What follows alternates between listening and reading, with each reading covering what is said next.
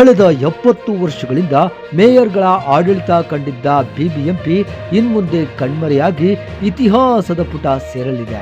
ಬೆಳೆಯುತ್ತಿರುವ ರಾಜಧಾನಿಯನ್ನ ಭಾಗಗಳಾಗಿ ವಿಂಗಡಿಸಿ ಆಡಳಿತ ನಡೆಸುವ ಗ್ರೇಟರ್ ಬೆಂಗಳೂರು ಅಥಾರಿಟಿ ಇಂದಿನಿಂದ ಜಾರಿಗೆ ಬರುತ್ತಿದ್ದು, ಬಿಬಿಎಂಪಿಯ ಬದಲು ಗ್ರೇಟರ್ ಬೆಂಗಳೂರು ಅಥಾರಿಟಿ ಜಾರಿಯಾಗ್ತಿದೆ.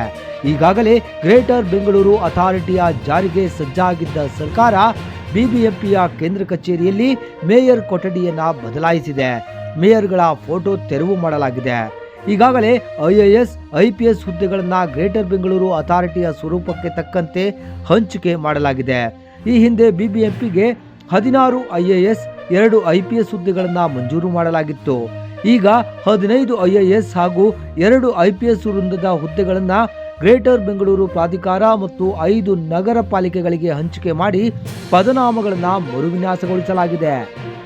ಬೆಂಗಳೂರನ್ನ 5 ನಗರ ಪಾಲಿಕೆಗಳಾಗಿ ವಿಭಜಿಸುವ ಗ್ರೇಟರ್ ಬೆಂಗಳೂರು ಪ್ರಾಧಿಕಾರದ ರಚನೆ ಮಾಡಲಾಗಿದ್ದು, ಸಿಎಂ ಸಿದ್ದರಾಮಯ್ಯ ಅವರು ಗ್ರೇಟರ್ ಬೆಂಗಳೂರು ಪ್ರಾಧಿಕಾರದ ಅಧ್ಯಕ್ಷರಾಗಿ, ಬೆಂಗಳೂರು ನಗರಾಭಿವೃದ್ಧಿ ಸಚಿವ ಡಿಸಿಎಂ ಡಿಕೆ ಶಿವಕುಮಾರ್ ಉಪಾಧ್ಯಕ್ಷರಾಗಿ, ಕೇಂದ್ರ ಹಣಕಾಸು ಸಚಿವೆ ನಿರ್ಮಲಾ ಸೀತಾರಾಮನ್ ಸೇರಿ 73 ಮಂದಿಯನ್ನ ಪದನಿಮಿತ್ತ ಸದಸ್ಯರನ್ನಾಗಿ ನೇಮಕ ಮಾಡಲಾಗಿದೆ. ಇನ್ನು ಜಿಬಿಎಗೆ ಸದಸ್ಯರಾಗಿ ಬೆಂಗಳೂರಿನ 3 ಸಂಸದರು, ಬೆಂಗಳೂರು ವ್ಯಾಪ್ತಿಯ ಶಾಸಕರನ್ನ ನೇಮಿಸಲಾಗಿದೆ. ಇತ್ತ ಈ ಹಿಂದೆ ವಲಯಗಳಾಗಿ ಇದ್ದ ಬಿಬಿಎಂಪಿಯನ್ನ ಜಿಬಿಎ ಅಡಿಯಲ್ಲಿ 5 ಭಾಗಗಳಾಗಿ ಗುರುತಿಸಲಾಗಿದ್ದು, ಕೇಂದ್ರ, ಬೆಂಗಳೂರು ಪೂರ್ವ, ಬೆಂಗಳೂರು ಪಶ್ಚಿಮ, ಬೆಂಗಳೂರು ಉತ್ತರ, ಬೆಂಗಳೂರು ದಕ್ಷಿಣ ನಗರಗಳಾಗಿ ವಿಭಜಿಸಲಾಗಿದೆ.